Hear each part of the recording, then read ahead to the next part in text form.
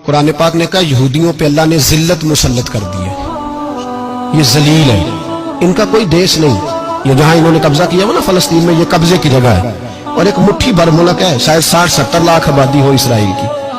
اگر امریکہ اس کی مدد نہ کرے تو اسرائیل قائم نہیں رہ سکتا، اور اس کے گرد 12-14 اسلامی ملک ہیں۔ بیت المقدس مسجد اقصیٰ معمولی جگہ نہیں، حضور نے فرمایا 3 سفر کرو تو سمجھنا ہم عبادت کر رہے ہیں۔ کون کون سے؟ فرمایا اگر بیت اللہ جاؤ تو عبادت سمجھ کے جانا، مسجد نبوی کی طرف جاؤ تو عبادت ہے، اور مسجد اقصیٰ کی طرف جاؤ تو یہ بھی عبادت ہے۔ اور فرمایا مسجد اقصیٰ میں جس نے ایک نماز پڑھی اسے 25,000 نمازوں کا ثواب ملے گا۔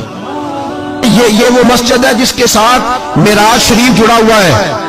قرآن پاک نے کہا کہ اس مسجد میں سبحان اللہ اسریٰ بعبدہ لیلا من المسجد الحرام الی المسجد الاقصیٰ۔ مسلمانوں، قرآن کہتا ہے کہ تمہارے معراج کی شان رسول پاک کی مسجد اقصیٰ سے جڑی ہے۔ جس محبوب کو رب معراج کرائے تو مسجد اقصیٰ میں لا کے کرائے۔ وہ جگہ معمولی جگہ ہے، وہ معمولی جگہ ہے مسجد اقصیٰ۔ نبی پاک نے وہاں نبیوں کی امامت کرائی، 17 مہینے اس مسجد کی طرف منہ کر کے تیرے اور میرے رسول نے نمازیں پڑھی۔ چھوٹی جگہ ہے، اور پوری دنیا کا مسلمان اسے چاہیے شرم سے گڑ جائے۔ ایک امریکہ کا صدر بول کے کہتا ہے کہ اسرائیل کو اجازت ہے اسے دارالحکومت بنائے، اور مسلمان حکمران بیان دے رہے ہیں ظالموں لٹیرو، تم اپنی سیاستیں چمکانے کے لیے پہلے ایک دوسرے کو گالیاں دیتے ہو، پھر اکٹھے بیٹھ جاتے ہو نمبرنگ کرنے کے لیے۔ تم دین کے اس مسئلے میں سارے اکٹھے کیوں نہیں بیٹھے؟ سارے پاکستان کے سیاستدانوں کو، علماء اور مشائخ کو چاہیے تھا ایک پیج پہ اکٹھے ہوتے، اکٹھے بیٹھ کے ایک بیان ہی دے دیتے، ایک بات ہی کر دیتے۔ پھر میرا سلوٹ ہے ترکی کے صدر کو، پھر میرا سلوٹ ہے ترکی کے صدر کو۔ عجیب بات ہے نا کہ اس کے پاس ایٹمی طاقت آپ سے کمزور ہے، آپ کی تگڑی ہے۔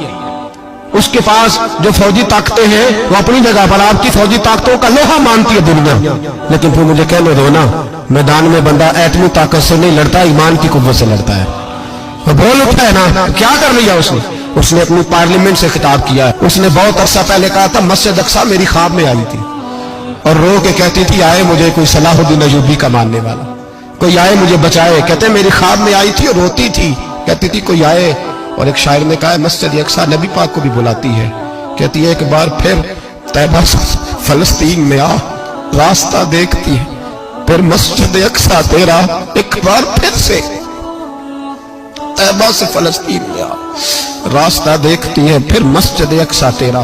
کوئی بول رہا ہے نہیں اتنا مقدس مقام، چھوٹے چھوٹے بیان، اور کہیں اکٹھے ہو جاؤ، پیش کوئی کر رہا ہوں بڑی جلدی اس امریکہ کو لوگ ٹوٹتا ہوا دیکھیں گے، اس سے بکھرتا ہوا دیکھیں گے، اس سے لرزتا ہوا دیکھیں گے، اس لیے کہ مقابلے رب رسول سے اتنے آسان نہیں۔